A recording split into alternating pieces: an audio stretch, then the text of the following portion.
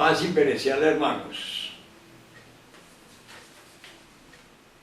Hoy es día 20 de marzo del año 2017. Este audio lo llamaremos La unción gnóstica y los ungidos. Que cese la guerra siquiera en nuestro tiempo de agonía, porque bien sabemos que para el año 2043 es imposible cualquier tipo de vida en el planeta Tierra, como está escrito.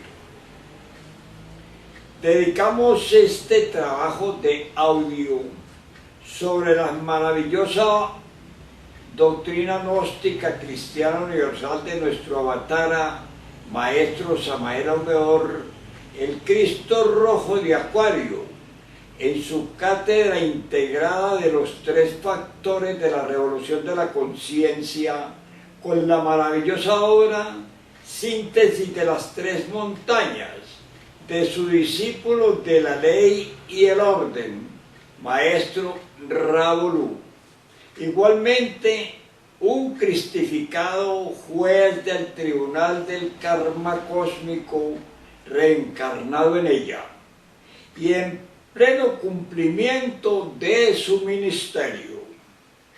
Para el neófito como para el entendido, aquí sobran las palabras, los debates y aún la letra muerta de las obras mismas, como en las sagradas escrituras de todos los tiempos, pues se reúne en este audio el sumum de la sabiduría de todos los mártires que el cristianismo vivo han sido, y se consolida así la parábola bíblica de nuestro Señor el Cristo cuando dice: yo soy el camino y la verdad y la vida. Jorge Vélez Restrepo. Los tres factores de la revolución de la conciencia. La revolución de la conciencia tiene tres factores que ustedes saben muy bien: nacer, morir y sacrificarse por la humanidad. Nacer es un problema completamente sexual. Morir también entra en función el sexo ahí. Y sacrificio por la humanidad es amor. Claro está que el sacrificio se cumple a través del trabajo esotérico en beneficio de todo el mundo. Empecemos por el primer factor: nacer. Pues, ciertamente, el hombre es un ser no logrado todavía. Todas las criaturas nacen completas, menos el ser humano. Un perro nace siendo perro, y como perro está completo. Un águila nace siendo águila, dispone de grandes alas y una vista maravillosa que le permite cazar hasta las sierpes más lejanas. Nace completa. Pero el pobre animal intelectual, equivocadamente llamado hombre, nace incompleto. Sucede que nace sin los vehículos que debería tener. Nace sin un cuerpo astral, nace sin un cuerpo mental, nace sin un cuerpo causal. Entonces, ¿qué es lo que nace? Nace un cuerpo físico, un cuerpo planetario con un asiento vital, y nada más. ¿Qué hay más allá de eso? El ego, y este es de naturaleza animal.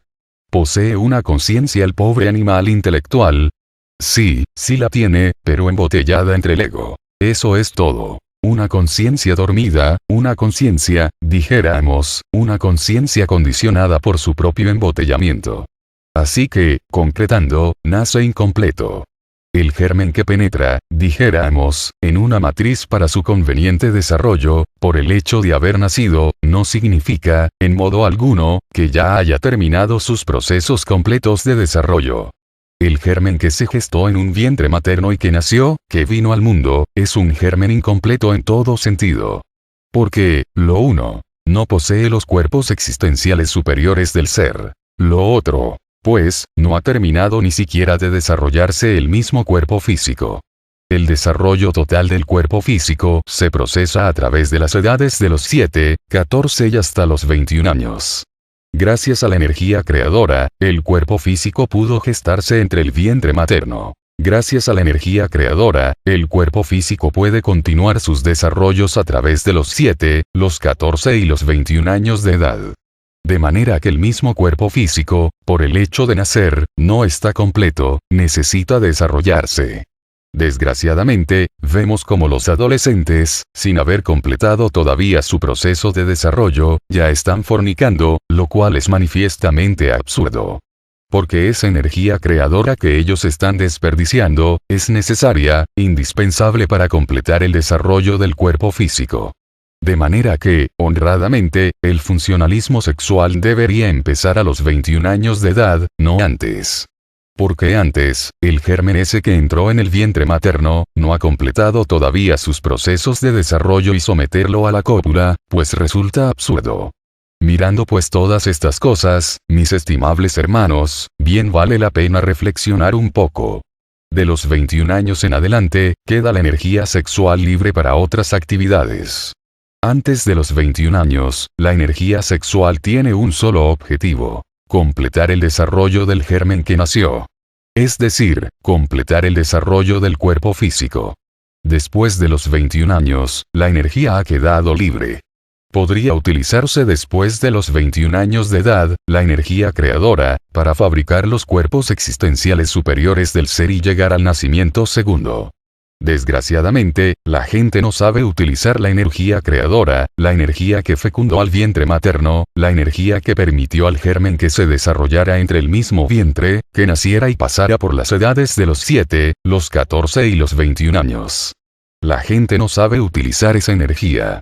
Cuando ya queda libre, en vez de utilizarla para su realización e ir completándose, porque el ser humano nace incompleto, la elimina de su organismo.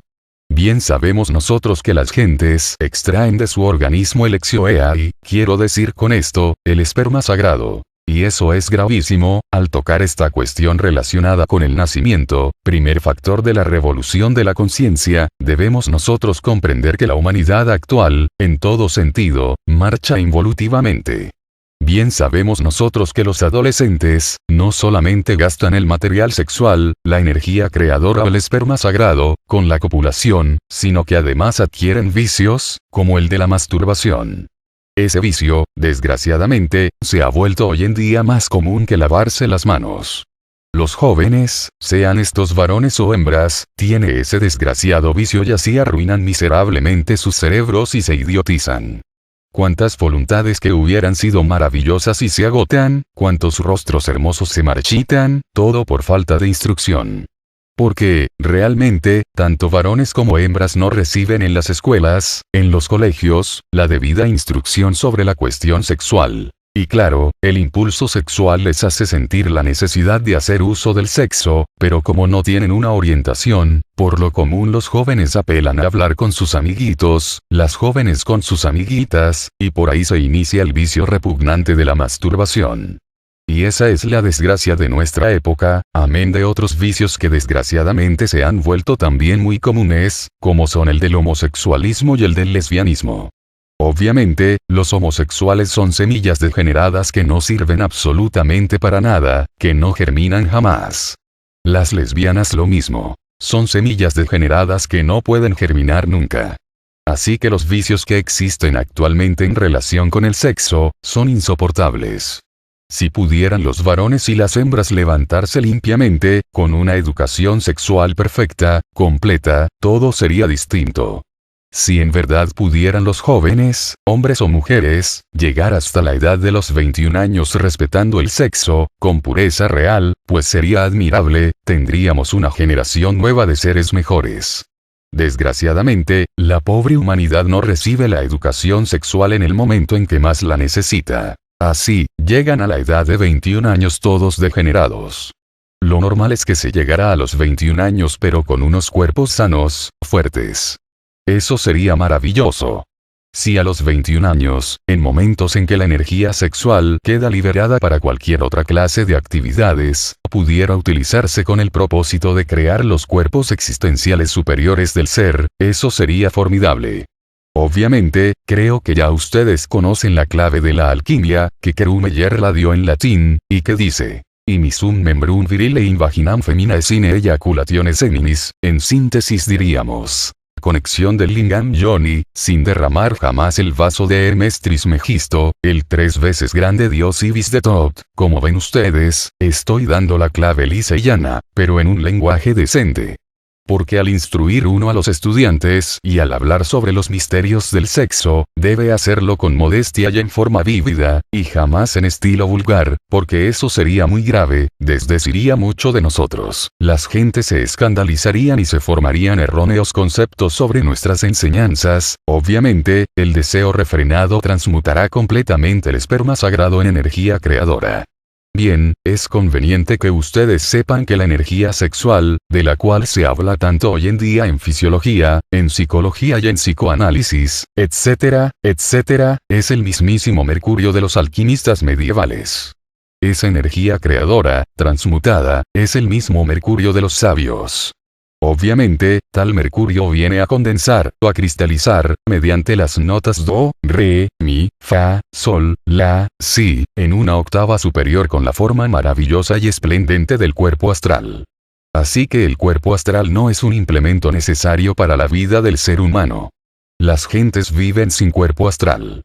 El cuerpo vital asegura perfectamente, o garantiza completamente la existencia del cuerpo físico, sin necesidad de poseer un cuerpo astral.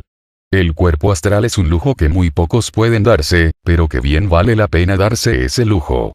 Uno sabe que tiene un cuerpo astral cuando puede usarlo, cuando puede caminar con él, cuando puede moverse en el espacio con él. Con tal vehículo, pues, uno adquiere la inmortalidad en el mundo astral, se hace inmortal en esa región. En una segunda octava, uno poco más alta, con las notas do, re, mi, fa, sol, la, si, viene a cristalizar el mercurio de los sabios en el famoso y esplendente cuerpo mental. Cuando uno posee un cuerpo mental, recibe iluminación directa. Con un cuerpo mental podemos aprender, capturar todas las enseñanzas del universo. Un poco más allá tenemos el cuerpo de la voluntad consciente. Nadie nace con un cuerpo la voluntad consciente, pero mediante la transmutación de la libido sexual, el mercurio de los sabios, en una tercera octava más elevada viene a cristalizar, con las notas do, re, mi, fa, sol, la, si, en la forma extraordinaria del cuerpo causal, o cuerpo de la voluntad consciente.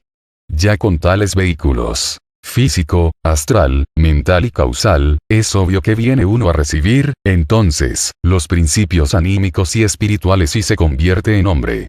El primer nacimiento, como vieron ustedes, fue el del cuerpo planetario o cuerpo físico.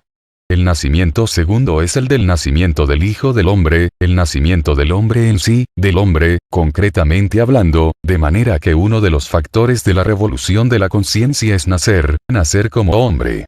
En el primer caso, lo que nace es el animal intelectual. En el nacimiento segundo nace el hombre, el Hijo del Hombre, el verdadero hombre.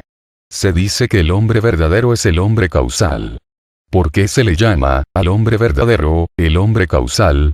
Sencillamente porque ha fabricado el cuerpo causal, que es el último de los cuerpos necesarios para hacerse hombre.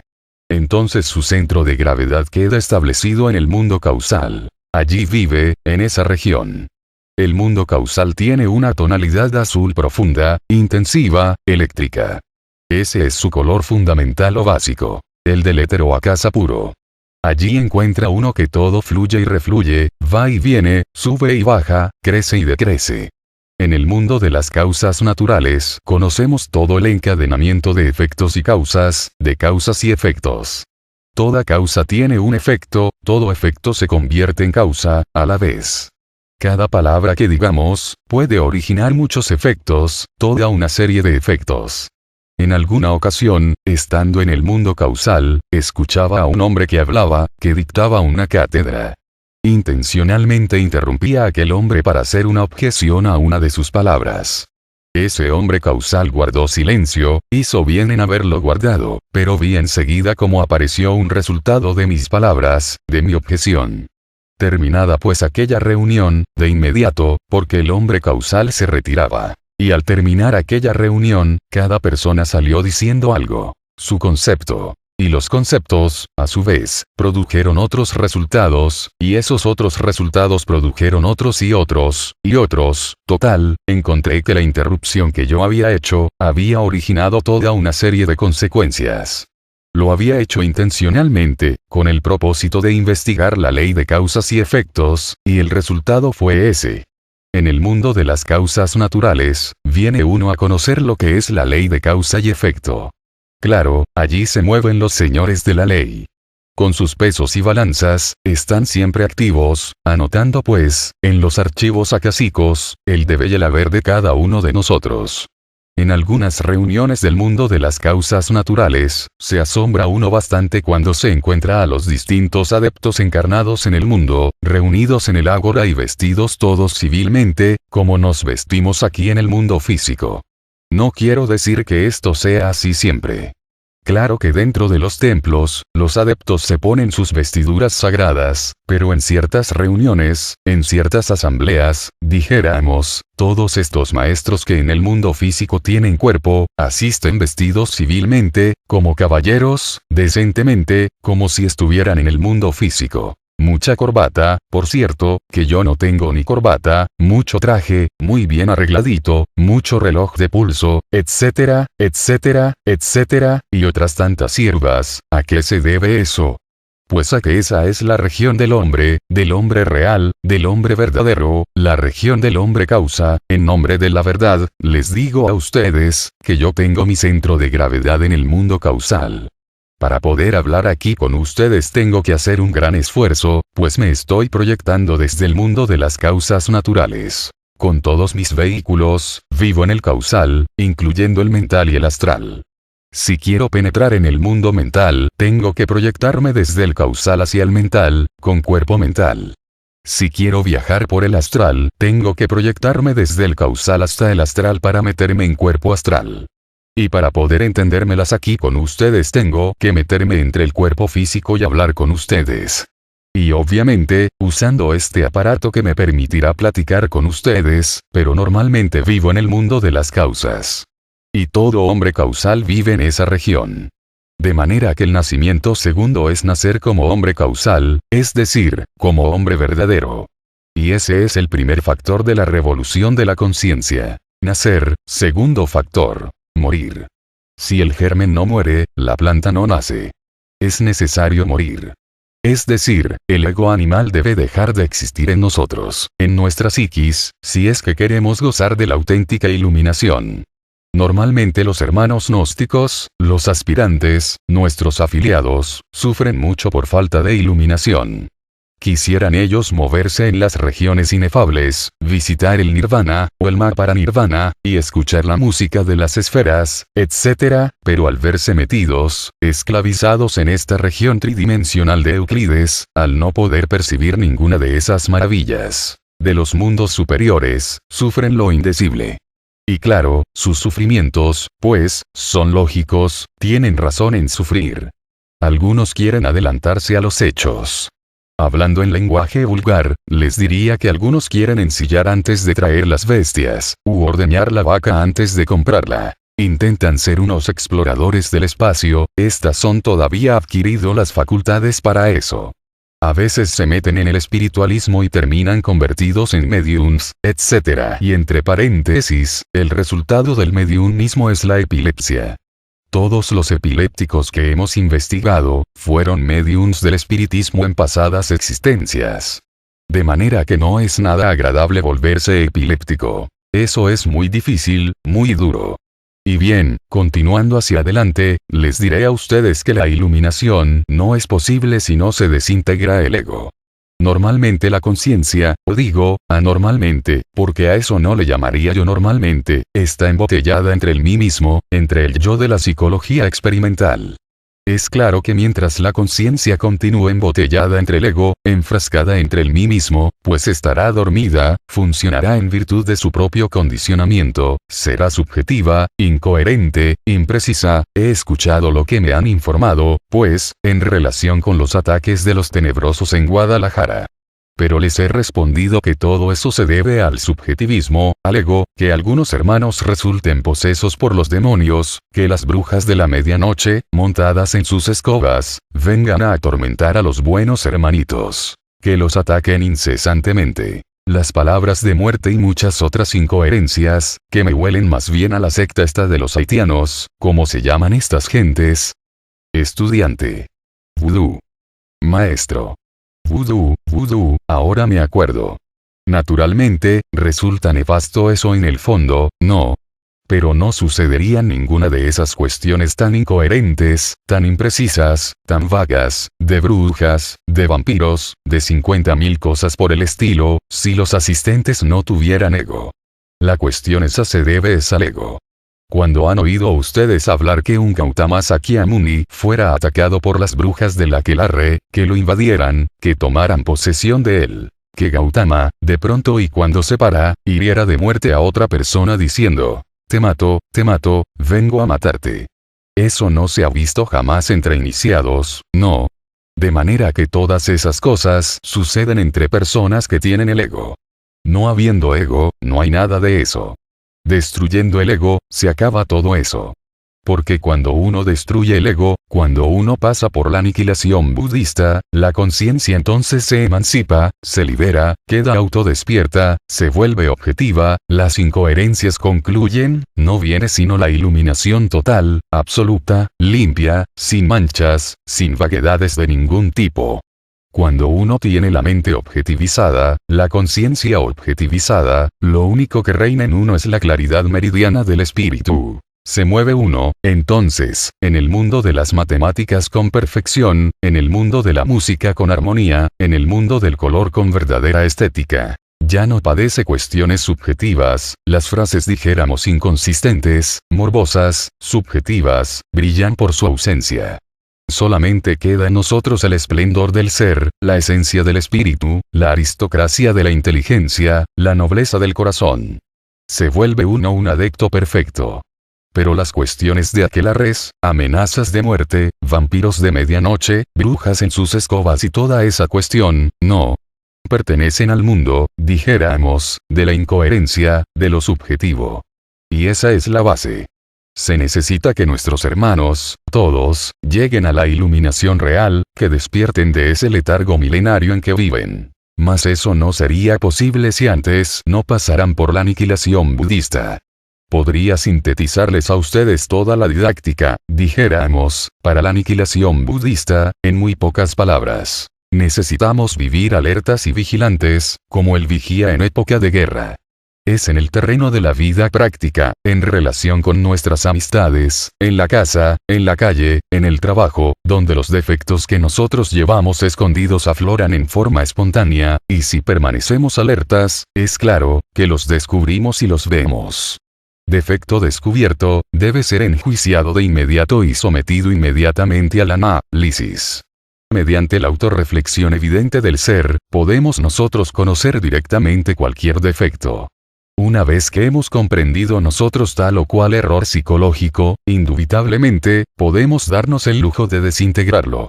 Y hemos llegado a un punto crítico, difícil, en esta plática que damos aquí, Gurdjieff, Ouspensky, Nicole, Collins y muchos otros autores de la cuarta vía, gnósticos también como nosotros, porque, entre paréntesis, nosotros somos de la cuarta vía, o cuarto camino, pensaron que podría desintegrarse, cualquier agregado psíquico inhumano, es decir, cualquier defecto, entre paréntesis, cualquier yo, a través de la simple comprensión creadora, y nada más.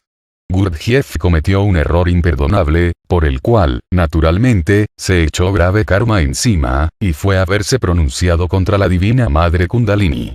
Que lo hizo por ignorancia, no lo niego, eso es así. Pero de todas maneras, la ignorancia de la ley no excluye su cumplimiento. Confundió a la serpiente sagrada Kundalini con el abominable órgano kundartiguador y le atribuyó a la Divina Madre Kundalini todos los defectos izquierdos y tenebrosos del abominable órgano kundartiguador. Para que ustedes me entiendan mejor, les diré que hay dos serpientes, la que sube y la que baja. La serpiente de bronce que sanaba a los israelitas en el desierto, enroscada en el lingam generador, en el Tao, y la serpiente pitón, que con sus 7 cabezas se arrastraba por el lodo de la tierra y que Apolo, irritado, hirió con sus dardos. La serpiente que ascendía por la vara de Esculapio, el dios de la medicina, y la serpiente que se arrastraba en el lodo, la serpiente tentadora del Edén. He ahí la doble pata del gallo de los abraxas gnósticos. Así, pues, la serpiente que sube es sagrada, es la Kundalini. La que baja es la kundartiguador. El error de Gurdjieff fue atribuirle a la serpiente ascendente los efectos hipnóticos, tenebrosos y abominables de la serpiente descendente. Ahí fue donde falló Gurdjieff. En París existe el Instituto para el Desarrollo Armonioso del Hombre. Es la escuela de Gurdjieff. Pero me pregunto, ¿cuál de ellos ha conseguido eliminar los yoes? ¿Cuál estudiante ha logrado liberar su conciencia radicalmente? ¿Cuál de ellos ha llegado a la iluminación objetiva? Ninguno. ¿Por qué? Porque la mente, por sí misma, no puede alterar fundamentalmente ningún defecto. Puede, sí, rotularlo con distintos nombres, justificarlo, condenarlo, buscarle evasivas o escapatorias para eludirlo. Puede esconderlo de sí misma o de los demás, pero nunca desintegrarlo.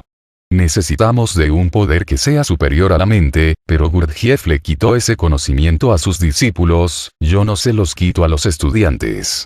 Y lamento que el mismo Gurdjieff se haya desviado el sentido de la enseñanza que yo mismo le di, porque Gurdjieff es discípulo mío, lamento, digo, que hubiera cometido ese grave error. Se dejó influir por otras mentalidades y eso es lamentable, así que, mirando las cosas de frente, se necesita de un poder que sea superior a la mente y este no es sino la Kundalini, la serpiente ígnea de nuestros mágicos poderes. Solo ella podría pulverizar cualquier agregado psíquico inhumano, sea este de ira, o de codicia, o de lujuria, o de envidia, o de odio, etcétera, etcétera, etcétera. Hay que, naturalmente, primero descubrir el defecto que uno quiere eliminar y luego hay que trabajarlo, comprenderlo, como segundo requisito, y como tercer requisito, eliminarlo. Y se puede eliminar con el poder de la Divina Madre Cósmica, con el poder de la Divina Madre Kundalini. Pero hay que apelar a Kundalini, a Devi Kundalini Shakti. Apelar en el momento mismo en que necesitamos eliminar el agregado psíquico que hayamos descubierto y comprendido. Sí, hay que apelar a ella y rogarle pulverice tal defecto, y ella así lo hará. Ahora bien, el máximo poder de la víbora sagrada, de la cobra divina de los templos, se encuentra en la forja de los cíclopes. Si una pareja, que trabajase en la forja de los cíclopes, invocara de verdad a la víbora divinal, en pleno trabajo sexual espiritual, obtendría la respuesta y es obvio que Devi Kundalini.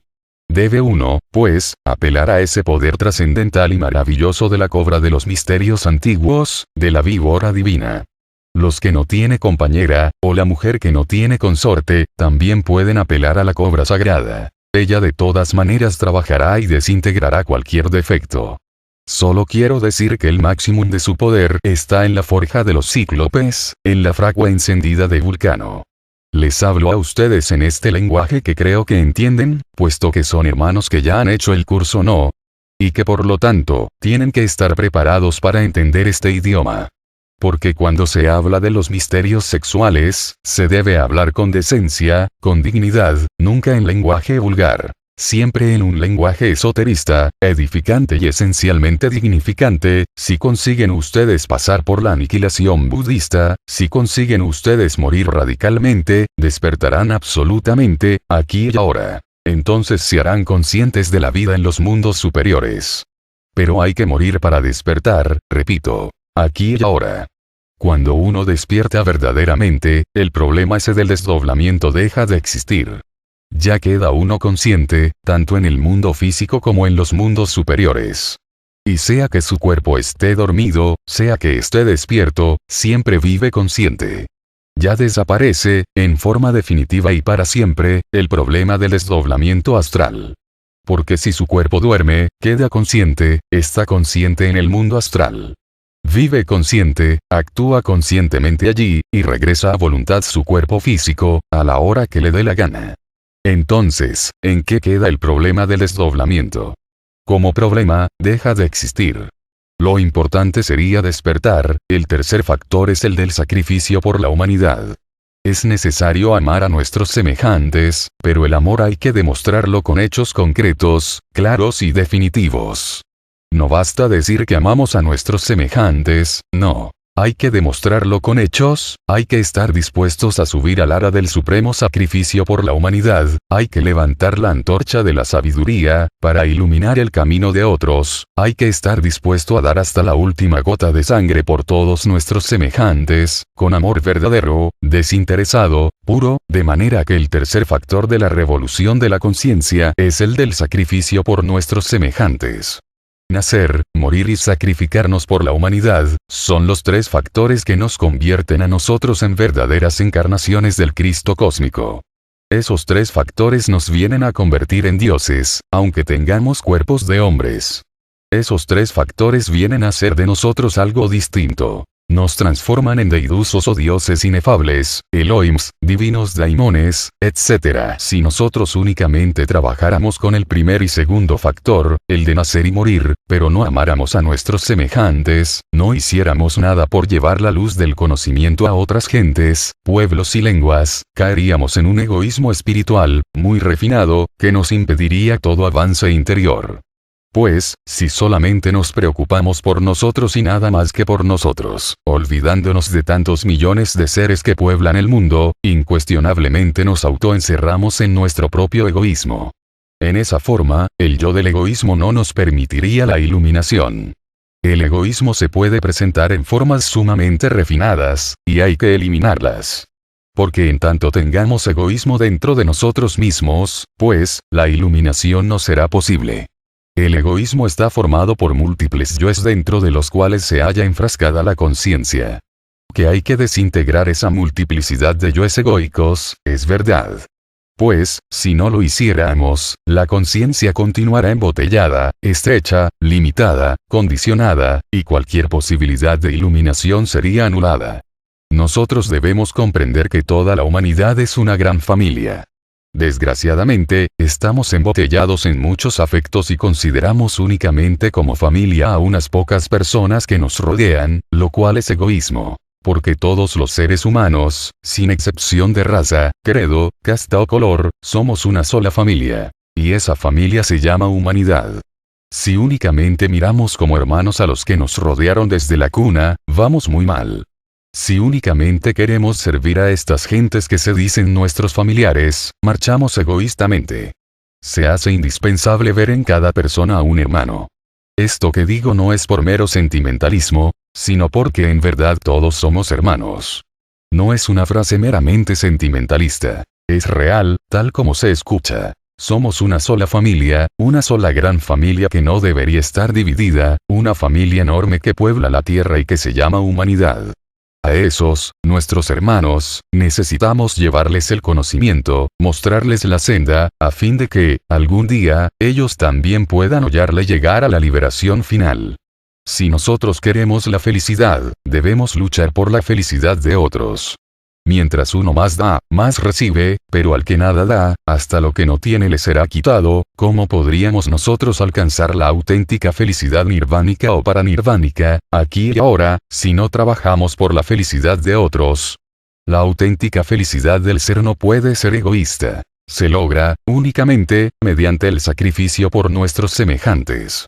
Así, quienes han logrado, por ejemplo, estadios del ser muy elevados, quienes han ingresado en los mundos paranirvánicos, mahaparanirvánicos, o en el monádico o ádico, o quienes al fin han conseguido fusionarse con el eterno Padre Cósmico Común, obviamente, se sacrificaron en alguna forma por sus semejantes en el mundo, y esto les dio méritos suficientes como para lograr, en verdad, la dicha que no tiene límites, ni orillas jamás. Así que al hacer el curso de misioneros, debemos pensar en el bien común, en que debemos amar, sí, de una forma extraordinaria, a todos los seres que pueblan la faz de la tierra. Amar no solamente a los que nos aman, porque eso lo haría cualquiera, sino también a los que nos odian. A los que nos aman, porque nos comprenden, y a los que nos odian porque no nos comprenden, no debe existir, en nosotros, eso que se llama odio. Hay gentes que destilan y beben su propio veneno, y sufren lo indecible. Y eso es grave. Uno no debe ser tan tonto. Aquel que está destilando y bebiendo su propio veneno, pues es un tonto.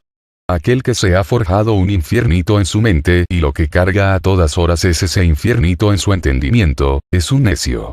Uno tiene que pensar que lo mejor es amar, pues si uno hace de su mente un infierno, no es dichoso jamás. Las gentes están todas llenas de resentimientos y eso es gravísimo, porque donde existe el yo del resentimiento, no puede florecer el amor. No hay quien no tenga resentimiento. Todo el mundo guarda en su corazón palabras, hechos o sucesos dolorosos, acompañados, naturalmente, de sus secuencias o corolarios, que son los ya consabidos resentimientos que a nada conducen.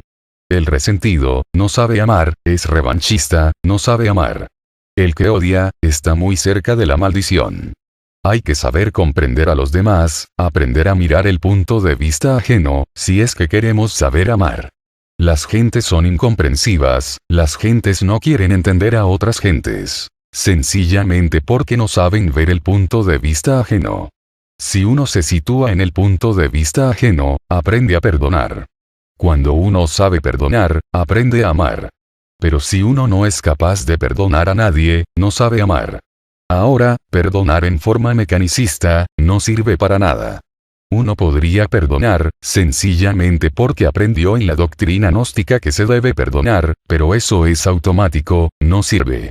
En el fondo continuaría con el mismo resentimiento, con el mismo odio y hasta con el mismo deseo revanchista sofocado o reprimido. Cuando se dice perdonar, esto implica una eliminación. Uno no puede perdonar si no elimina el yo del resentimiento, si no anula el yo del rencor, si no reduce a polvareda cósmica al yo de la revancha, aquel yo que quiere sacarse el clavo, etc. Mientras no haya eliminado tales yoes, a través de la comprensión y con el auxilio de Kundalini Shakti, no es posible que de verdad perdone. Y si da perdón, es que es automático. Y perdón automático no es perdón. Hay que sincerarnos consigo mismos, si queremos saber amar. Si uno no se sincera consigo mismo, si no es sincero consigo mismo, no puede amar jamás. Amar implica un trabajo dispendioso sobre sí mismo.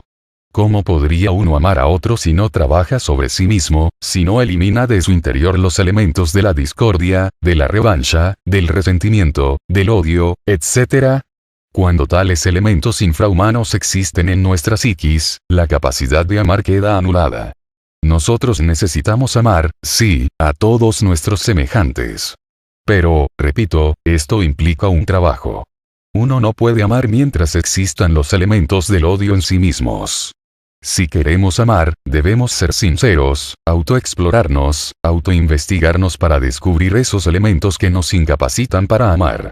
Hay mucho amor fingido en las distintas escuelas de tipo pseudo-esotérico y pseudo-ocultista. Eso no sirve.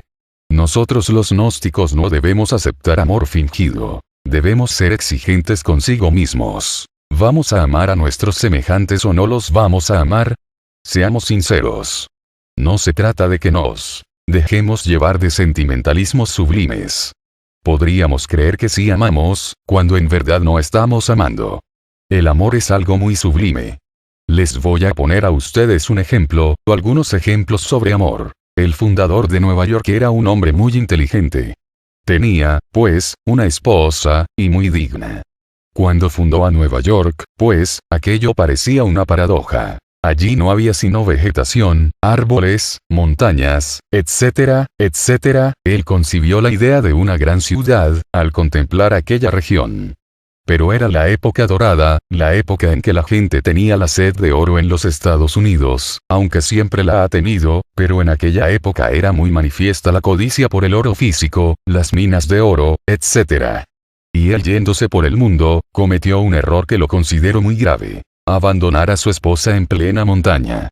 No la abandonó por ninguna otra mujer, no, sino por el oro, por ir a buscar las minas. Al fin supo de ella. Alguien le dijo que ella ya había muerto. Él no se preocupó mucho por eso, porque él no tenía sino ansias, sed insaciable de oro. Más tarde, con el tiempo, encontró a una mujer y se casó con ella, con otra mujer. Metió ferrocarril, estableció bancos. Cuando ya era un gran hombre, hablando ante un auditorio, de pronto descubre, entre las gentes que habían allí, aquella que él había abandonado. Aquel hombre ya no podía ni hablar, trató de trabarse, quedó confundido, porque pensaba que estaba muerta. Y a ella le habían informado que él se había casado otra vez, que tenía 6 hijos. Y cuando salió, pues, del auditorio se halló manos a boca con ella. Él no hallaba qué hacer. No te preocupes, sé que te has casado. Él estaba perplejo, porque claro, al verla recordó su primer amor. Y la amaba, solo que la sed del oro había hecho que la abandonara, no hallaba qué hacer. Dijo ella. Puedes marcharte, sigue tu camino. Ella también lo adoraba. Cuando él intentó alejarse y no podía, sentía que era difícil desprenderse de ella. Pero ella le dio valor.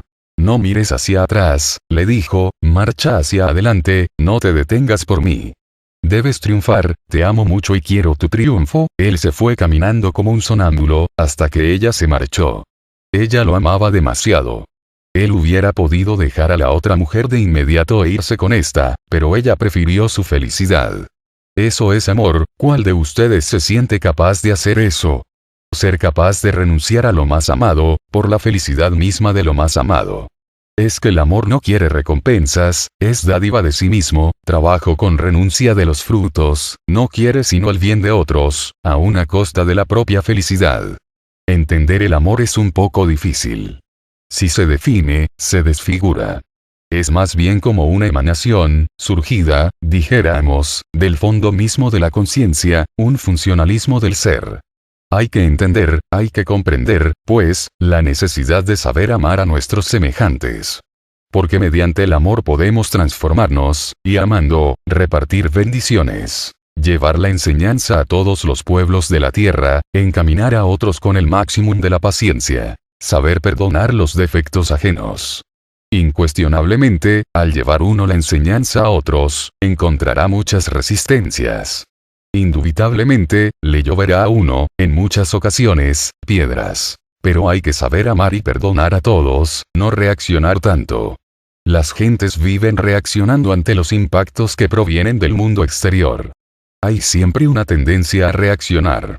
Yo me he fijado, pues, en las mesas directivas de los lumiciales. En plena asamblea, alguien dice algo con relación a alguien y no falta la reacción inmediata del aludido.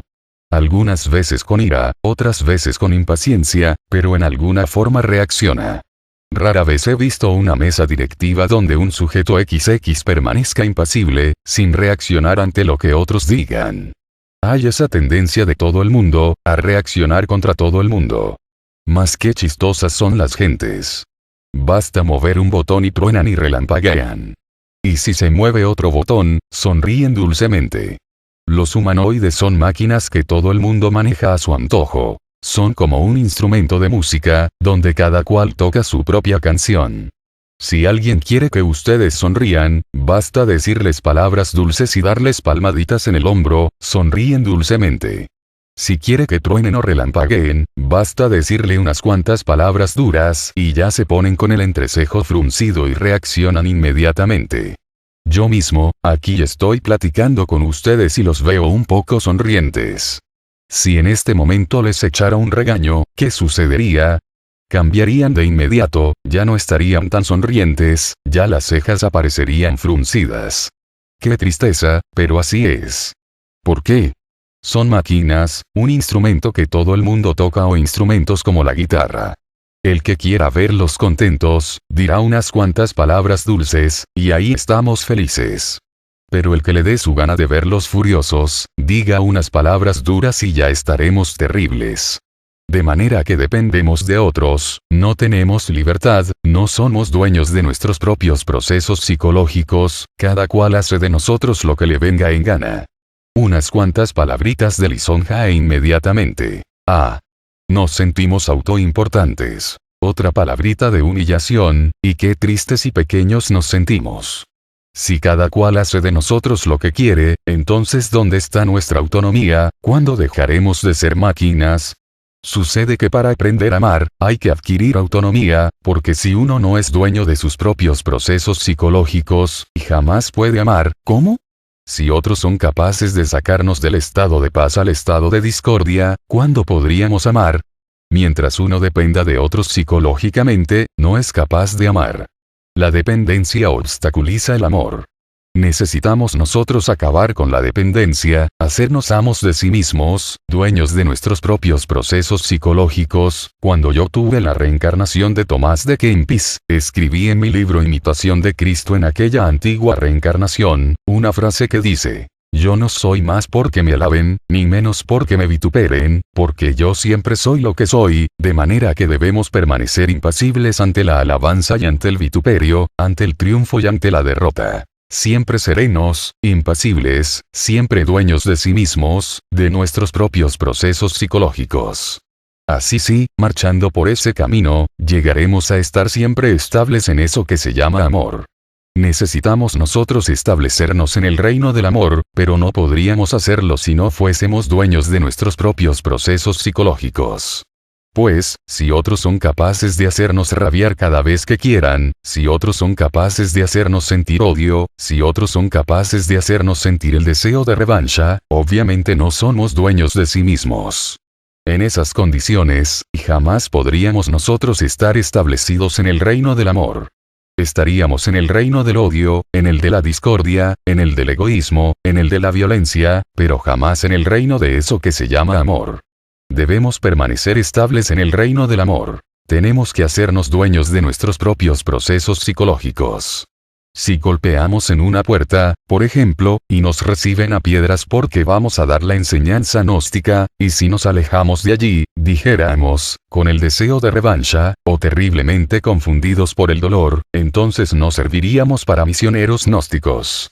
Si llegamos a un pueblo a predicar la palabra y el señor cura nos corre, y entonces nos llenamos de terror, ¿serviríamos, acaso, para misioneros gnósticos?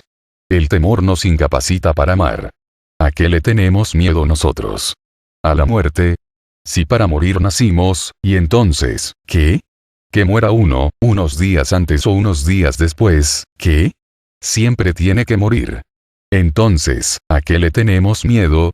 Además, la muerte es tan natural como el nacimiento. Si le tenemos miedo a la muerte, también debemos tenérselo al nacimiento, pues son los dos extremos de un mismo fenómeno que se llama vida. Tenerle miedo a la muerte.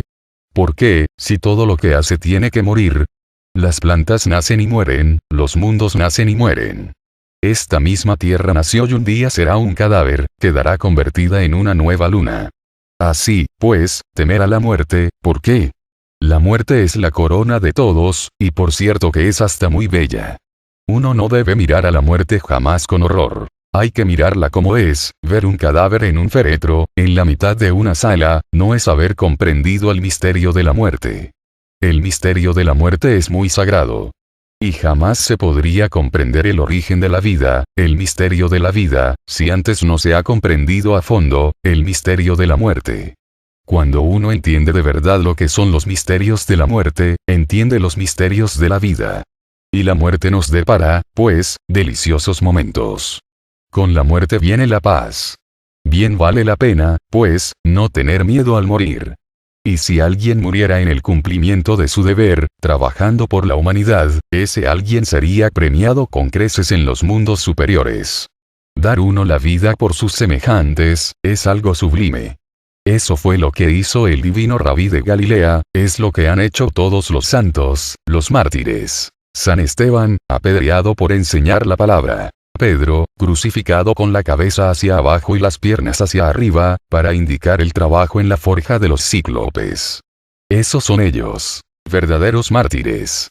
Esos son los que descollan, esos son los que surgen más tarde, entre el Mahamantara, como dioses. Así pues, temer es absurdo. Lo más que podría sucedernos a nosotros es que nos llevaran al paredón de fusilamiento, ¿y qué? Después de todo, ¿qué? Morirse uno, unos días antes o unos días después, es algo que no tiene la menor importancia. Vale la pena que pensemos en todas estas cosas. Por temor, los hombres se arman para matar a otros. Por temor, las guerras entre las naciones, pues cada nación teme que otra la invada y se arma, y viene el desastre. Por temor existen los ladrones, que le tienen miedo a la vida. Por temor existen las prostitutas, que le tienen miedo al hambre. Por temor, un hombre mata a otro. El temor, pues, es la raíz de muchas maldiciones sobre la tierra. Uno tiene que acabar con el yo del temor. En el umbral del templo debemos dejar el temor. Mas, desgraciadamente, hay distintas clases de temores. El que tiene miedo jamás podría afrontar la prueba del guardián de la inmensa región. ¿Cómo podría afrontarla si teme? El que tiene miedo, al verse fuera del cuerpo físico, resulta chillando, que parece que ya se murió, que dejó a su mamá y a su papi, que a sus hermanitos, que al abuelo. Que, en fin, ¿ahora qué hago? Pueden estar ustedes seguros que nosotros somos solos, cada uno de nosotros, y que la única familia que tenemos se llama humanidad. Uno, después de muerto, tiene que llegar a la conclusión de que el apellido que llevó, la buena reputación de papá y de mamá, el cariño de sus hermanitos, de sus amigos, todo eso queda atrás. Se encuentra con que uno no es más que otra criatura de la naturaleza, y eso es todo. Sin nombres ni apellidos terrenales, terriblemente solo, porque papá y mamá, y los hermanitos, fueron tan solo la fascinación de un día. Nada de eso tenemos, somos espantosamente solos. A la larga, lo único que tenemos que buscar adentro es al Padre que está en secreto y a nuestra Madre eterna y siempre divina, Kundalini, y al Cristo Señor. Y familia. Todos los millones de seres humanos. No digo solamente los de la Tierra, sino los de todos los mundos del espacio somos una gran familia. Y esa es la realidad. Y es una realidad desencarnada la que les estoy diciendo, pero es la realidad. Descarnada porque ustedes quieren mucho a sus familiares, ¿verdad? Ahora, si yo no tuviera familia dirían, bueno, como usted no la tiene, pues, ¿qué le importa? No, yo la tengo también, y me doy cuenta que es vano todo eso. No quiero decirles que yo no quiera a mis familiares. Sí los quiero, como ustedes los quieren, solo que yo ya experimenté, directamente, la realidad de lo que es la familia, y llegué al convencimiento de que la familia es toda la humanidad. No guardo resentimientos contra mi familia.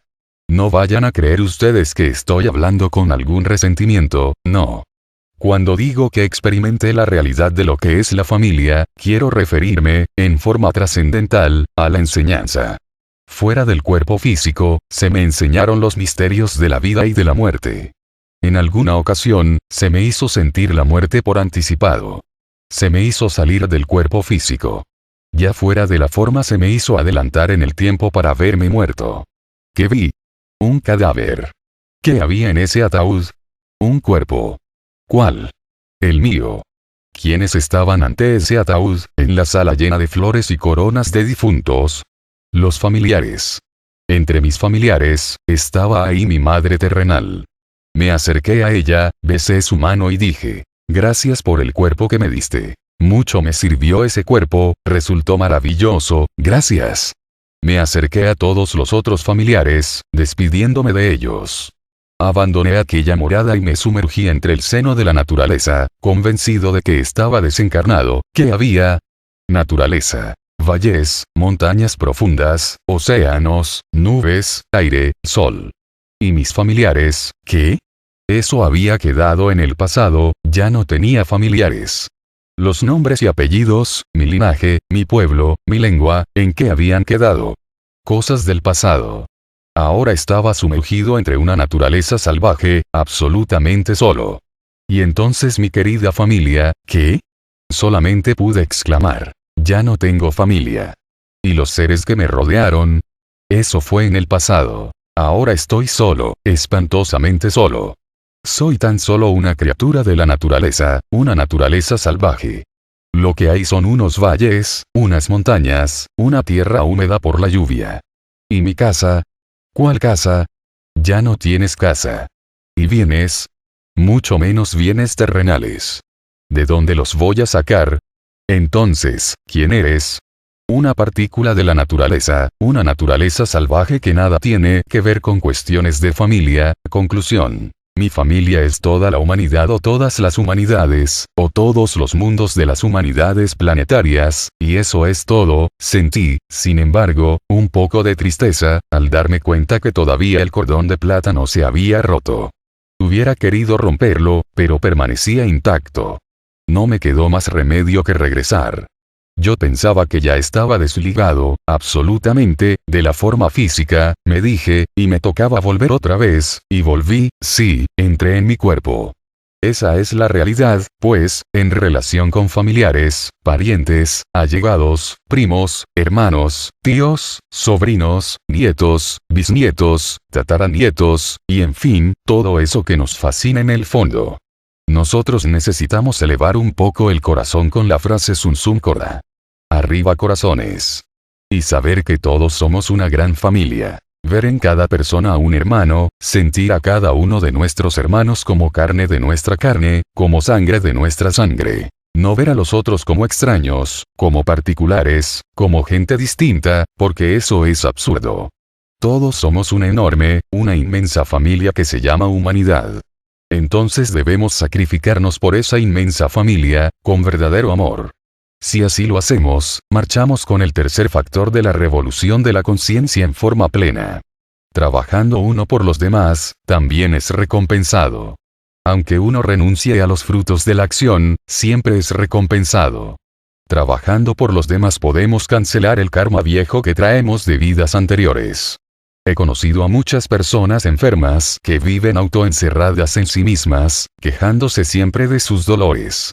No se puede platicar con esas gentes, porque una y otra vez, siempre le salen a uno con su misma canción psicológica, quieren sanarse, no hay médico que los cure, ni el médico chino, ¿por qué? Porque nunca han pensado ello en hacerle servicios a nadie. Jamás han pensado en sanar a otros, o en cooperar siquiera para los remedios de algún enfermo que no puede, o de alcanzar un vaso de agua al sediento, o un plato de comida al hambriento. Sin embargo, quieren sanar y no piensan en otra cosa sino en sus consabidas enfermedades. He visto a muchos que sufren problemas diversos de la vida, económicos, por ejemplo. Aquellos que tienen problemas económicos, incuestionablemente causaron daño económico a muchas gentes, en el pasado, y ahora cosechan lo mismo que sembraron, toman de su propio chocolate. Mas sin embargo, se quejan y protestan y blasfeman, y quieren mejorar la situación económica, pero no remedian el mal que hicieron, no forman parte de alguna cooperativa, no son capaces de partir su pan, para darle la mitad al hambriento. No son capaces de quitarse una camisa para vestir a un desnudo. No son capaces de dar un consuelo a nadie, pero quieren mejorar económicamente y nos solicitan servicios. Que les ayudemos en el trabajo de cambiar su situación, pero ellos no se preocupan por servir a nadie, son parásitos que existen bajo el sol. De esa forma, ¿cómo se podría mejorar económicamente? Toda causa trae su efecto. El karma es el efecto de una causa anterior. Si se quiere anular el efecto, hay que empezar por anular la causa que lo produjo. Y se anula la causa con inteligencia, sabiendo anularla. Con todas estas cosas se van a encontrar ustedes en el camino. Muchos que quieren que ustedes lo curen, pero jamás se preocupan ellos por curar a nadie. Muchos que tienen gravísimos problemas económicos, pero nunca piensan en cooperar en alguna forma con alguien, etc. Cada cual tiene sus problemas. Los problemas los crea el ego, y nada más que el ego, desdichadamente. Uno puede anular todos los problemas si no tiene ego. Si no tiene uno ego, no hay problemas. ¿Por qué? Porque no hay quien reaccione dentro de la mente de uno, no hay un revanchista que complique la situación, no hay nadie que odie en nosotros, o a través de nosotros. Entonces no hay problemas, los problemas los crea el ego y nada más que el ego. Trabajando en favor de los demás, pues uno cancela viejos karmas. Porque sirviendo a otros, se sirve a sí mismo. El que da recibe y mientras más da, más recibe. Esa es la ley. Al león de la ley se combate con la balanza, si en un platillo de la balanza ponemos nuestras malas obras y en otro las buenas, y si las malas obras pesan más, el platillo se inclinará en nuestra contra, pero nosotros podríamos poner buenas obras en el platillo del bien e inclinar entonces la balanza a nuestro favor. Así quedaría anulado el karma. De manera que al león de la ley hay que darle duro con la balanza. Esa es la clave para defenderse del karma. Como dicen los señores de la ley, haz buenas obras para que pagues tus deudas, el que tiene con qué pagar, paga y sale bien en los negocios. Pero el que no tiene con qué pagar tiene que ir a la cárcel, perder todos sus bienes, hay, pues, que hacer mucho bien para pagar nuestras deudas viejas. Con el capital de buenas obras, podemos pagar el karma viejo sin necesidad de sufrir. No hay necesidad de amargarnos la vida. Conozco a un sujeto XX. Sufre lo indecible. Siempre en mala situación económica, siempre en la miseria. En cuanto negocio hay, fracasa. No hay negocio donde se meta que no fracase. Tiene mujer, tiene hijos, con ellos riñe incesantemente. Él es del signo de Leo. Ella también. No deberían reñir, pero parece que los leones entre sí pelean incesantemente, no están contentos. Yo los he visto en el jardín zoológico de Chapultepec, allá, manoteándose los unos a los otros, no dejan de pelear. Leo con Leo parece que no se entienden. Bueno, lo curioso del caso de este sujeto XX, cuyo nombre no menciono, es que siempre pide que se le ayude económicamente, que trabajemos por él en el mundo de las causas y efectos, pero no lo he visto jamás hacer nada en favor de sus semejantes. Pide, pero no da. Pide, pide y pide, pero jamás da, ni da, y pide. Pero, ¿con qué derecho pide, si no da?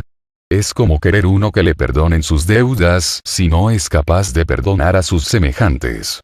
Uno dice en la oración del Padre Nuestro: perdona nuestras deudas, así como nosotros perdonamos a nuestros deudores. Si uno no perdona a sus deudores, a sus enemigos, ¿con qué derecho pide uno al Padre que lo perdone?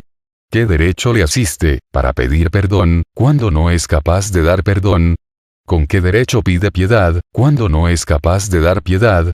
¿Con qué derecho pide caridad, si no es capaz de darla? Y así son todos. Piden, pero no dan. Y eso es gravísimo. El misionero gnóstico debe dar. ¿Qué va a dar? Sabiduría y amor a sus semejantes. Eso va a dar, va a asistir, va a auxiliar, pero con amor. Mediante las cadenas mágicas, se puede ayudar a nuestros semejantes. Las cadenas son maravillosas, ya para irradiar amor, ya para curar enfermos. Con las cadenas se puede invocar a los maestros de la ciencia, para que ellos asistan a los enfermos. Con las cadenas se puede invocar, por ejemplo, a Rafael, que es un gran sanador universal, el mismo que sanará al patriarca John, el mismo que curará a Tobías, el gran sanador mundial o universal, gran médico. Con las cadenas se puede invocar también a médicos como Arpócrates, a Galeno, a Felipe Teofrasto Bombasto de Oneim, Aureola Paracelso, etc. Con las cadenas se pueden invocar a potencias de la luz, para que nos asistan en un momento dado. Conjurar a las potencias de las tinieblas para que nos dejen en paz, etc. Las cadenas mágicas son formidables. Con la izquierda se recibe, con la derecha se da. La cadena forma circuitos de fuerza magnética extraordinarios. Con las cadenas, se pueden hacer grandes obras de alta magia. El movimiento gnóstico cristiano universal, marcha victorioso en todos los frentes de batalla. Hoy está establecido en todo el hemisferio occidental, tiene unos 5 millones de personas. Y en estos instantes se prepara, pues, para lanzarse a Europa. Y claro, antes de poco, se habrá establecido en Europa. Posteriormente nos estableceremos en el Asia. Así que tenéis que trabajar por la humanidad. Una vez que hemos hecho nuestra labor en Europa, nos estableceremos en Japón para hacer nuestra labor en todo el continente asiático. Nosotros estamos entregando a la humanidad el evangelio de la nueva era del Aquarius. Habrá un gran cataclismo con la llegada de Hercólogos. Ese es un mundo gigante, 6 veces más grande que Júpiter, miles de veces más grande que la Tierra, pertenece al sistema solar Tilar. Todo el sistema se viene acercando hacia nuestro sistema solar de Ors y claro, este mundo, aquel Hercólogos, tiene una órbita enorme, inmensa. Cada vez que se ha acercado a la Tierra ha producido una catástrofe. Cuando se acercó a la Tierra en épocas del continente Mu, se produjeron grandes terremotos y surgieron muchos volcanes, y al fin se hundió la Lemuria entre el fondo del Pacífico, a través de 10.000 años. Cuando se acercó a la Atlántida, la hundió entre el océano que lleva su nombre, el Océano Atlántico. Se hundió Atlántida con todos sus millones de habitantes. Ahora viene otra vez Hercólogos, y puedo asegurarles que va a producir una revolución total de los ejes de la Tierra. Cuando ya esté demasiado cerca, alará con su fuerza de atracción el fuego líquido del interior del mundo y brotarán por donde quiera volcanes en erupciones acompañados de terribles terremotos. Y acuérdense ustedes de lo que dijeron nuestros antepasados de Anáhuac, eso es algo que para nosotros, los mexicanos, tiene un gran valor. Los hijos del quinto sol perecerán por terribles terremotos. Acaba de haber un gran terremoto en Europa, que dio como resultado unos 7.000 y pico de muertos, sepultados. Al Distrito Federal, aquí en México, le aguarda otro gran terremoto, que destruirá el Distrito Federal. Ese terremoto afectará también todo el norte de nuestro país, México. Los mexicanos debemos estar preparados para ese gran terremoto. Así pues, sucederán grandes acontecimientos en el futuro. Cuando llegue Hercolubus, por donde quiera el fuego brotará. Los volcanes aparecerán, los terremotos acabarán con todo lo que existe actualmente. Será ese el día del gran incendio universal, predicado por Pedro en su epístola a los romanos, cuando dijo: y los elementos ardiendo serán deshechos, y la tierra y todas las obras que en ella hay serán quemadas. Posteriormente, lo último que hará Hercolubus, en su acercamiento supremo, será producir la revolución de los ejes de la tierra. Los océanos cambiarán de lecho. Se desplazarán los mares, y las tierras actuales quedarán bajo el fondo de las aguas. No quedará nada, nada de esta perversa civilización de víboras, todo será destruido. Es claro, que habrá un pequeño grupo que será salvado de las aguas, como siempre lo ha habido. Nosotros estamos trabajando con el objeto de organizar ese pequeño grupo, y los misioneros gnósticos tienen el deber de trabajar. Ese grupo será el Ejército de Salvación Mundial. Ese grupo será seleccionado en su momento y en su hora. Antes del cataclismo final, los hermanos del Tíbet, entre los cuales estoy yo, mi insignificante persona, trabajaremos, dijéramos, en equipo, para sacar de entre esta horrible civilización de víboras a los que hayan trabajado sobre sí mismos, a los que hayan alcanzado, pues, la dignidad que corresponde. A esos nos los llevaremos a un lugar secreto en el Pacífico, a un lugar donde no sucederá nada. Y en eso estamos de acuerdo los hermanos de algunas agrupaciones secretas de los Himalayas y yo. Y esos que serán llevados a esa isla se convertirán en el núcleo de la futura humanidad que surgirá más tarde. Por aquellos días, digo, después del gran cataclismo, la tierra quedará envuelta en fuego y vapor de agua, y los pocos que formarán aquel núcleo vivirán, pues, entre la niebla. Podrán ser considerados como hijos de la niebla, como los nivelungos de los tiempos antiguos. Cuando resplandezca un doble arco iris en las nubes, ya habrán tierras nuevas emergidas del fondo del océano.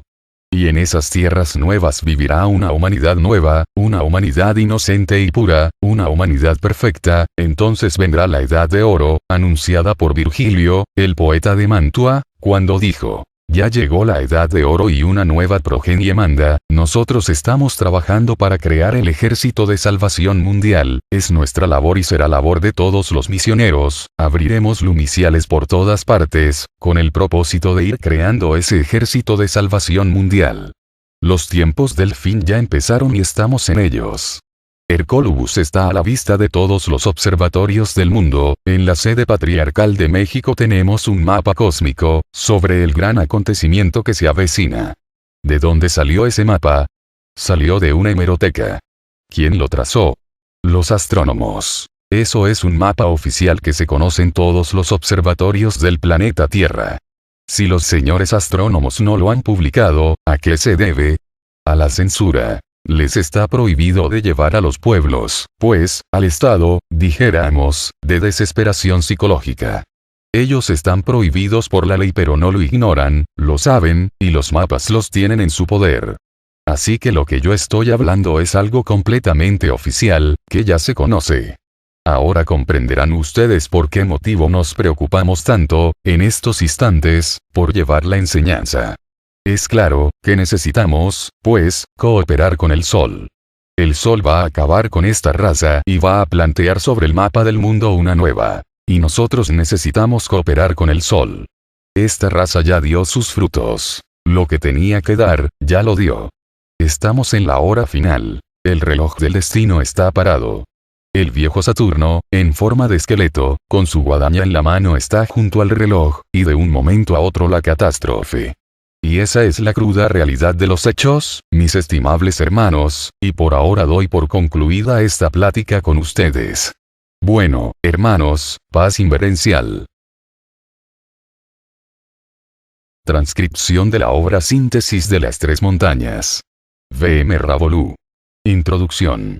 Querido lector, he escrito esta obra sintetizando todo el camino, lo que tiene que hacer cada estudiante para llegar a la liberación. Espero que esta no sea una de las tantas que se han escrito sobre el mismo tema, para aprenderse de memoria. Esto es para practicarlo. Esto no permite discusiones ni discursos sino práctica. Quiero con esta obra mostrarles el camino más corto, más rápido, para llegar a la liberación. Por eso me he dado el trabajo de investigar muy a fondo, por medio de la práctica, para dejarles como herencia esta obra, que es el camino real que cada estudiante debe seguir. Ya hemos oído muchas teorías, muchos discursos. Vamos a ver, ¿qué hay de todo eso? Nada. Ha quedado nada más el vacío que van dejando aquellos elementos. De modo, pues, que con esta obra quiero que se llegue al camino iniciático. Esto es para la gente humilde, la gente que anhele liberarse de las leyes mecánicas que tanto nos han perjudicado. Que hemos llegado a convertirnos en unos órganos de la naturaleza y hemos olvidado verdaderamente a qué venimos y para dónde debemos seguir.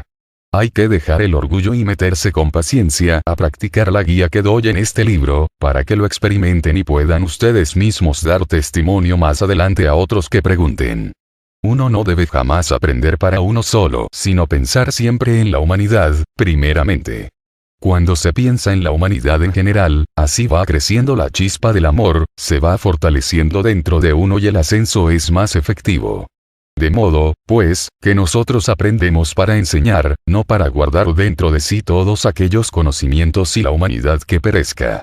Yo soy uno de los que quisiera que no se perdiera ni una sola alma. Por eso me sacrifico y lucho, para que entiendan verdaderamente qué es lo que tiene que hacer cada estudiante, para que no pierdan su tiempo con teorías vagas, incoherentes, que no queda nada en la conciencia de la persona porque no saben ni de qué está hablando.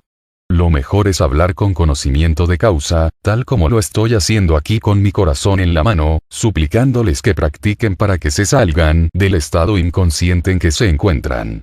Cabe decir que la sabiduría se expresa a través de uno, cuando está preparado. Impreparado, ¿cómo puede manifestarse la sabiduría? Hemos escuchado muchos sabiondos callejeros que se dan poses de maestros, de jerarquías y están llenos de orgullo, de codicia, de lujuria, de todos los defectos que se ven palpables expresarse a través de ellos. Cuando uno aparenta sabiduría o humildad es cuando más lejos está de ella, porque la humildad y la sabiduría nacen cuando está bien preparado, sin necesidad de comentarios y apariencias.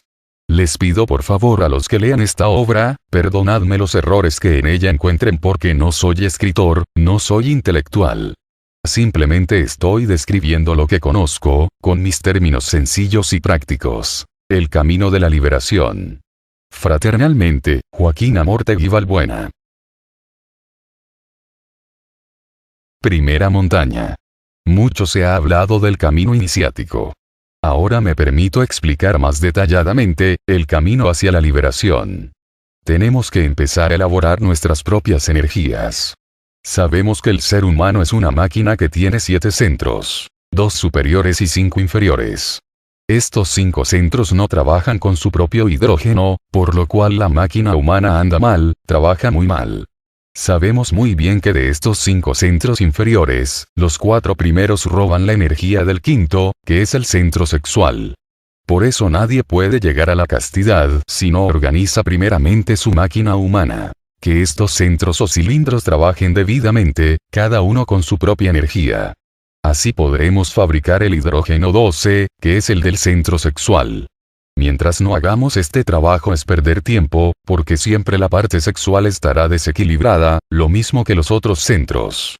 El hidrógeno 12 es el hidrógeno del sexo, con que trabaja el sexo normalmente, y el Si-12 es ya cuando se transmuta por medio de la castidad científica. Por medio de la muerte de aquellos elementos psíquicos diminutos, que se manifiestan a cada instante, a cada momento en uno, ya sea de lujuria, de orgullo, de venganza, de odio, de robo, en fin, todos estos detalles son los que roban y desequilibran la energía sexual y no le permiten a la persona llegar a la castidad, puesto que no está trabajando con su energía cada centro. El uno roba al uno, el otro roba al otro, todos roban al centro sexual y a la vez el centro sexual, para poder funcionar, roba también la energía a los otros centros, donde se desequilibra totalmente la máquina humana. Un cruce de hidrógenos que no lo lleva a un equilibrio, sino que sigue alimentando a estos elementos psíquicos, sin esperanza de llegar al camino de la iniciación. Así es como está funcionando todo el estudiantado gnóstico actualmente, sin excepción, porque nadie ha hecho este trabajo como lo estoy indicando aquí. Quien quiera llegar a equilibrar su máquina humana, debe empezar a ir eliminando cuanto detalle se manifieste, por diminuto que sea, pidiéndole a su Madre Divina la eliminación.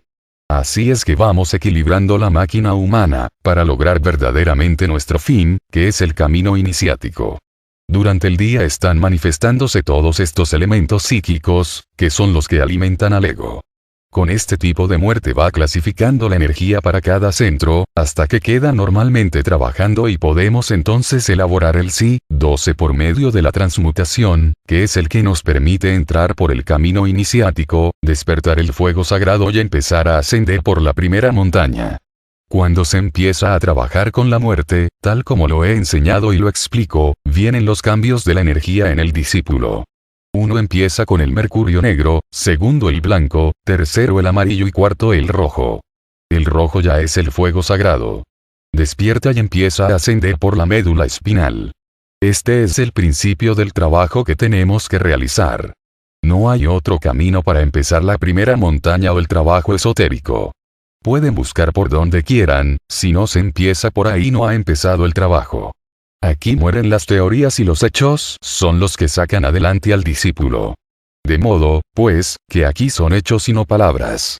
Los discursos son muy bonitos pero con los discursos nadie sale de donde está.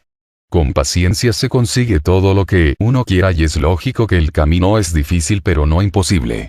El B.M. Samael habló de todo esto, nos enseñó, luchó, pero nadie ha querido llegar a la práctica, a obedecer lo que el maestro Samael nos indicó en todas sus obras, sino que lo convirtieron en puras teorías, discusiones, que aquel sabe más que el otro y así sucesivamente. Se convirtieron en un poco de loros, hablando de lo que no conocen. Las pruebas para entrar a la iniciación. Entre las pruebas a que es sometido al discípulo, está primeramente la prueba del guardián, donde tiene que enfrentarse ante su propia bestia que ha creado a través de los siglos. Segundo, las 4 pruebas: fuego, aire, agua y tierra. En su debido orden, es sometido el aspirante. Advierto que la prueba del guardián a que hago mención, se la tiran a uno por primera vez. Si no la pasa, por segunda, por tercera y en la cuarta ya se va el aspirante, si no la ha pasado. Las pruebas de los 4 elementos se las repiten al estudiante muchísimas veces. No importa que las haya pasado, siempre se las viven tirando porque con estas pruebas da la nota, como marcha aquí en el físico. Pero bien, eso no es todo. Después de esas 4 o 5 pruebas, sigue la serie de pruebas que se le vienen a uno encima, probándole el orgullo, la vanidad, la lujuria, el odio, etc. En fin, toda una serie de pruebas, pero este es un proceso largo, no es de 1 o 2 días y que si ya le tiraron una prueba, no se la vuelven a tirar. No señor, se la vuelven a tirar. Esta es una disciplina continua que tiene que darse el estudiante diariamente, para poder salir bien en esas pruebas que por lo regular son pequeñísimas, que son más difíciles para pasar. El sentimentalismo, el apego a los bienes materiales, a la familia, etc. En esto tiene que pulirse, haber comprendido muy a fondo para poder salir bien en lo interno. De lo contrario pierde todo y ahí se puede estancar hasta nueva orden, hasta que corrija. El ascenso por la primera montaña. Cuando trabaja uno con el hidrógeno Si, 12, despertó su fuego sagrado, empezó a ascender la primera montaña, ya es aceptado como discípulo.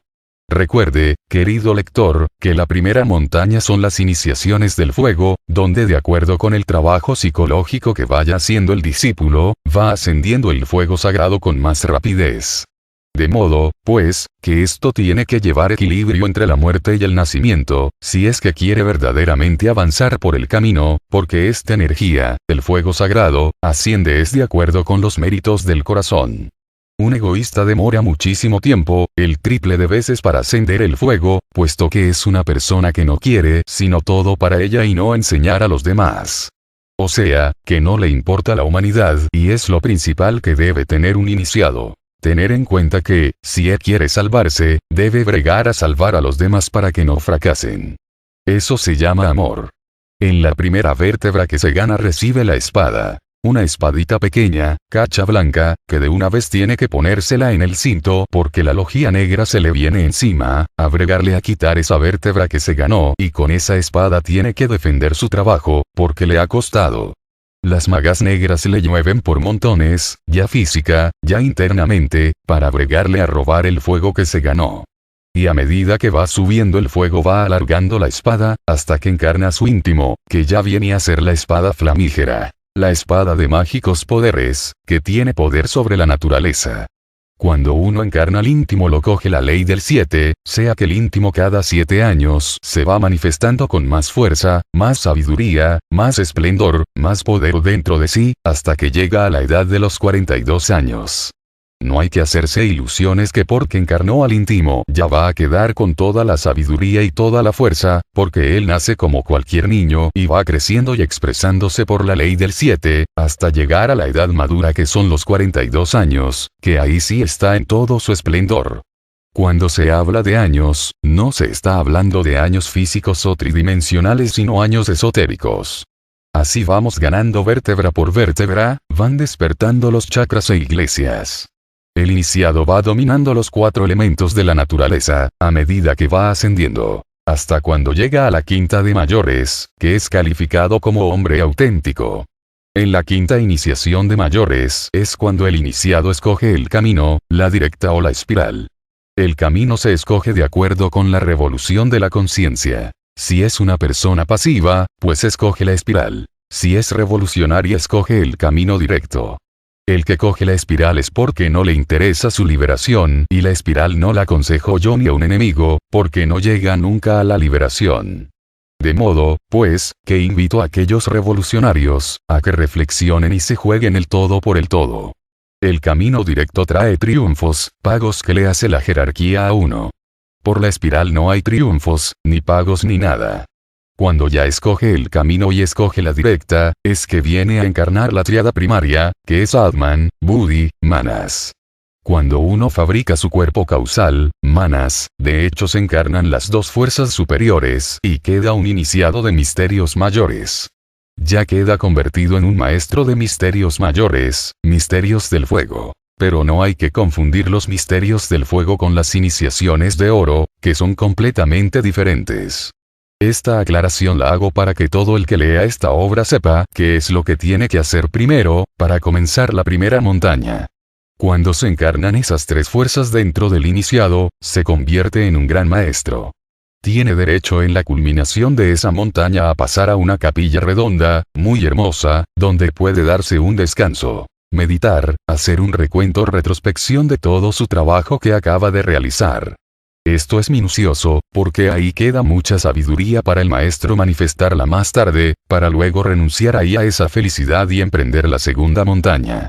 Este es como un descanso para el iniciado, una recuperación de fuerzas para poder emprender la segunda montaña, donde ya va a fabricar los cuerpos de oro o cuerpos existenciales del ser. Eso es mucho más estricto, más minucioso.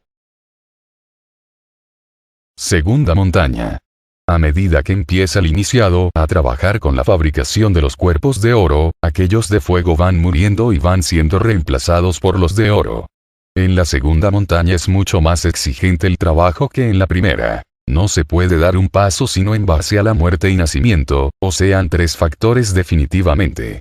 Quien no está muriendo en la segunda montaña, no puede seguir adelante y no se puede quedar estático porque sube o baja y como no está muriendo, tiene que bajar. La muerte es básica y fundamental para poder ir escalando por esta segunda montaña. En esta segunda montaña no hay descanso para el iniciado, porque la ley está encima. Cuando uno quiere sentarse a descansar la ley le cae y le dice, circule, circule. O sea, no se puede quedar quieto. Ahí es donde empieza el drama de Jesús, el Cristo.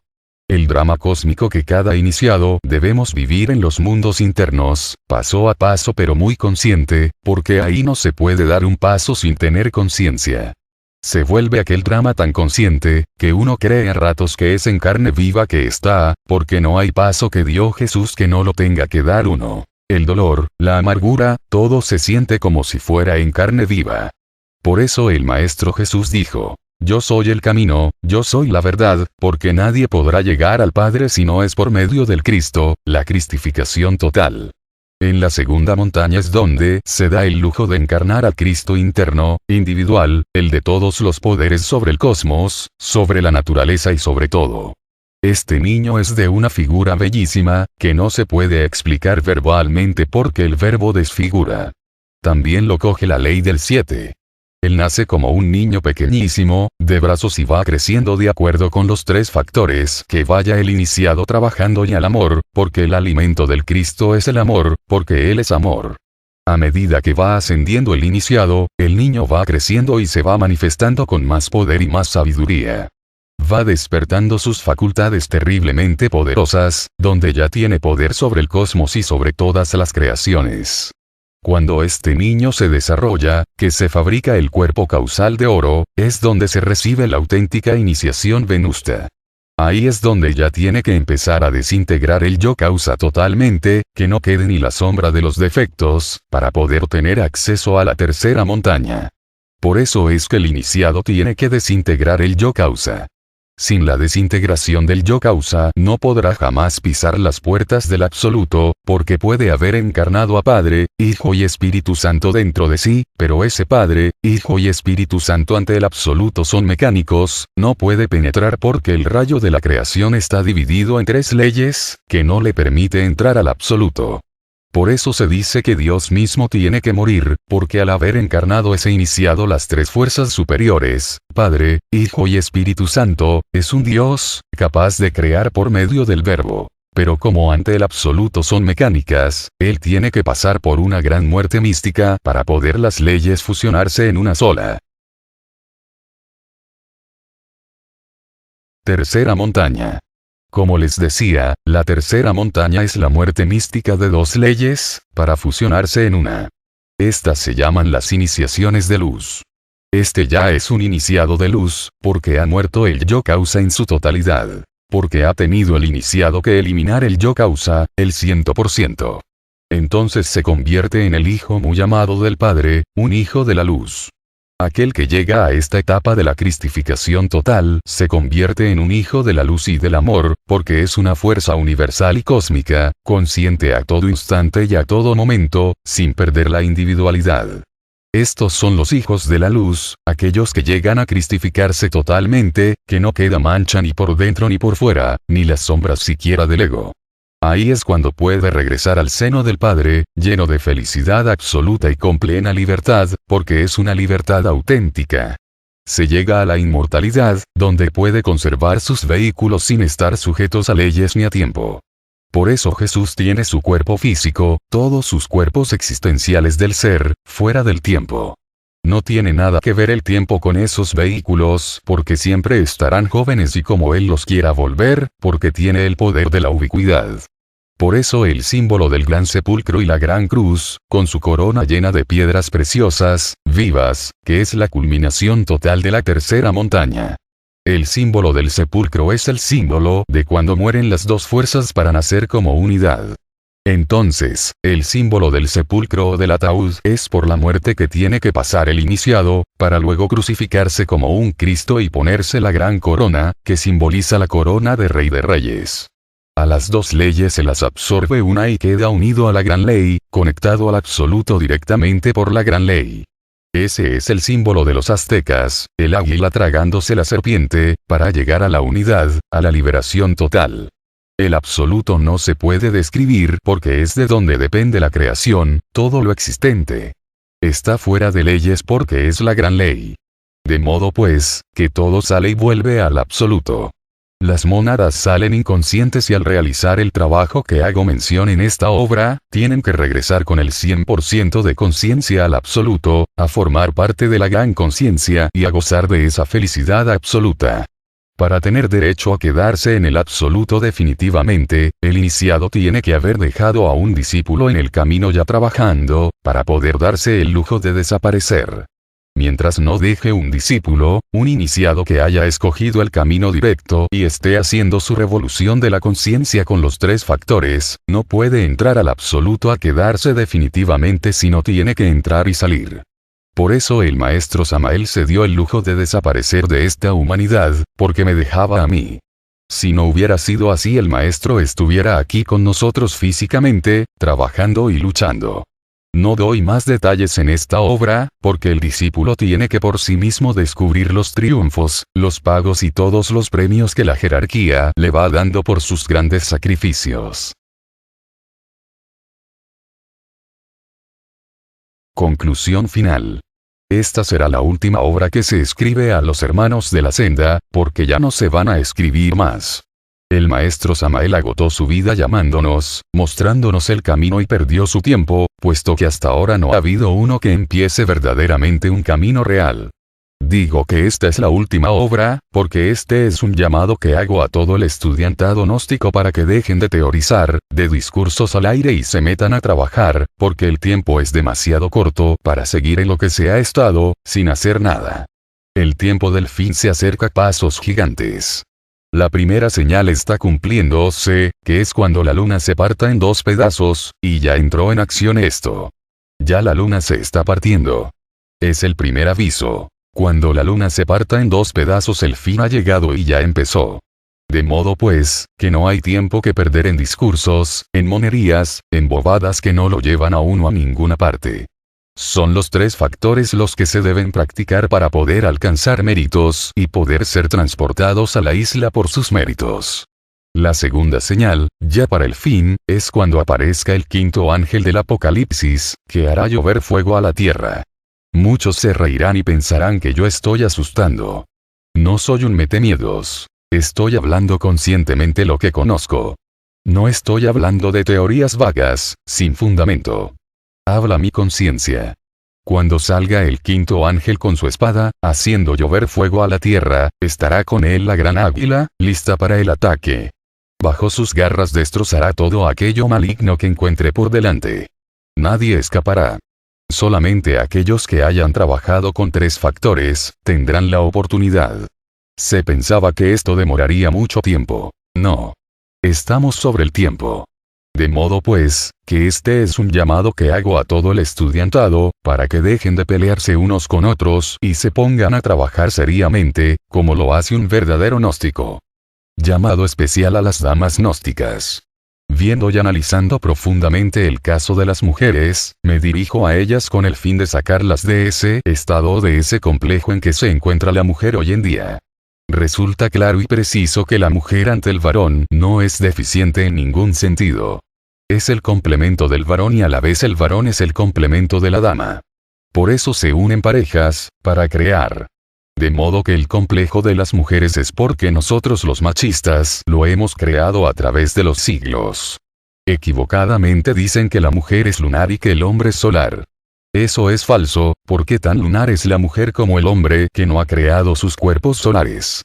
Tanto derecho tiene el varón como la dama a su liberación y tienen las mismas posibilidades. La mujer con su cuerpo femenino puede llegar a la liberación, a convertirse en una gran jerarquía. Eso es falso de que tiene que desencarnar para venir con cuerpo de varón, para poderse liberar. Eso es falso. Conozco muchas jerarquías que se han levantado con su cuerpo femenino y hoy son grandes jerarquías, que ayudan y trabajan en bien de la humanidad. Este es un llamado que le hago a las damas para que despierten de ese complejo y se pongan las pilas, a trabajar con tres factores. Una dama que crea sus cuerpos solares es un gran maestro ante la logia blanca. No importa el cuerpo que tenga. Deja de ser lunar y pasa a ser solar. Lo mismo que el varón que no ha creado sus cuerpos solares, es lunar, pertenece a la parte femenina porque no ha creado sus cuerpos solares. Esta aclaración la hago por el bien de toda la hermandad gnóstica, tanto hombre como mujeres, para quitarnos esa equivocación tan grave que hay contra la mujer. Yo le aconsejo a las damas gnósticas que trabajen con el factor morir en sus casas. lidiando con sus hijos, con su esposo, con los problemas de la casa, puede estar trabajando definitivamente bien con el morir. El nacer, pues ya lo saben, que sí se puede trabajar. Y el sacrificio por la humanidad, que es indispensable, con solo apoyar al esposo para que salga a difundir la enseñanza. Ese sacrificio se llama sacrificio por la humanidad. Entonces, están trabajando en su casa con 3 factores, sin necesidad de correr riesgo de cumplir misión. El varón debe de respetar lo que le corresponde a la dama. Cada cual tiene sus atribuciones. Lo mismo la dama, debe respetar las atribuciones del varón, no tomarse la casa por asalto y querer mandar en lo que no debe mandar. O sea, que esto se llama equilibrio. Ponerse de acuerdo las parejas para cada uno respetar su límite y así guardar el equilibrio, y entonces el trabajo se hace mucho más fácil para los dos. Todo en la vida necesita equilibrio. Así no se convierten los hogares en infiernos. Así es que se viene a disfrutar del matrimonio. De lo contrario, con ese desequilibrio que andamos, el matrimonio es un infierno. Vienen las separaciones y los problemas que se agigantan cada día más. Espero que estas frases lleguen al corazón de cada dama, para que despierten y surjan, como deben surgir. Adelante. Estamos en esta gran batalla y hay que vencer. Hay que avanzar y vencer. Hasta aquí mis palabras dirigidas de todo corazón a todas las damas gnósticas que están en este camino, para que no pierdan su tiempo lamentablemente. A la batalla. A la batalla. A la batalla. Joaquín Amortegui Valbuena, VM Ravolú.